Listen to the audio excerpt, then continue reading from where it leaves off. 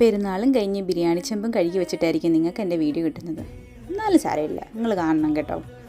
എൻ്റെ പെരുന്നാളിൻ്റെ അന്ന് രാവിലെ 6 മണിയായപ്പോൾ എണീറ്റ് കുളിച്ച് നനച്ച് നേരെ ഈ ജമന്തിത്തോട്ടത്തിൻ്റെ ഇടയ്ക്ക് കൂടെ പോകുന്നത് പള്ളിയിലേക്കാണ്. ഞങ്ങൾക്ക് സ്വന്തമായിട്ട് പള്ളിയൊക്കെ ഉണ്ട് കേട്ടോ. പള്ളിയിൽ പോയപ്പം പള്ളിയിൽ ഭയങ്കര തിരക്ക്. പിന്നെ നമ്മൾ പുറത്ത് നിസ്കരിച്ചു. അൽഹംദുലില്ലാ, ഞാൻ ആദ്യമായിട്ടാണ് പെരുന്നാൾ നിസ്കരിക്കുന്നത്. നിസ്കാരമൊക്കെ കഴിഞ്ഞ് നേരെ മെസ്സിൽ പോയി. മെസ്സ് നോക്ക്, പച്ച ചുമപ്പ് വെള്ള ബലൂണൊക്കെ വെച്ച് ഡെക്കറേറ്റ് ചെയ്തിരിക്കുന്നത് കൊള്ളാം.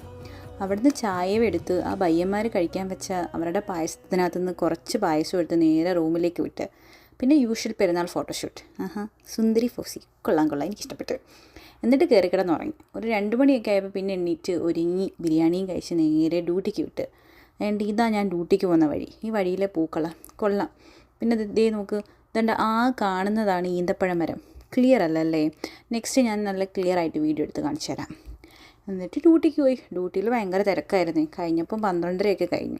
അപ്പം ഞാൻ എൻ്റെ കൂട്ടുകാരിയെ വിളിച്ച്, എന്നാൽ നമുക്ക് ചായ കുടിച്ചാലോ എന്ന്. അപ്പോൾ അവൾ പറയുക, നമുക്ക് പാഞ്ഞൂർ പോകാമെന്ന്. കേട്ട പതി കേൾക്കാത്ത പതി അപ്പോഴേ വിട്ട് പാഞ്ഞൂരിലേക്ക്. ഈ പാഞ്ഞൂരുകാർക്ക് ഞാനൊരു ഫ്രീ പ്രൊമോഷനാണെന്ന് തോന്നുന്നു കൊടുക്കുന്നതല്ലേ. സാരമില്ല, എന്തെങ്കിലും ആവട്ടെ. പാഞ്ഞൂരിൽ നിന്ന് ഞാൻ എൻ്റെ ഫേവറേറ്റ് ഇടിയപ്പവും ബീഫും ഓർഡർ ചെയ്ത്. ഫുഡ് നല്ലതായിരുന്നു കേട്ടോ, എനിക്കിഷ്ടപ്പെട്ടു, നല്ല ഫുഡായിരുന്നു. അത് കഴിച്ചിട്ട് തിരിച്ച് നേരെ വീട്ടിലേക്ക് വന്നു. വീടല്ലല്ലോ, റൂമിലേക്ക് വന്ന് കുളിച്ചിട്ട് കിടന്നുറങ്ങി. അപ്പോഴത്തേക്കും രാവിലെ 2 മണി ആയിരുന്നേ. എന്നാൽ ശരി, ബൈ.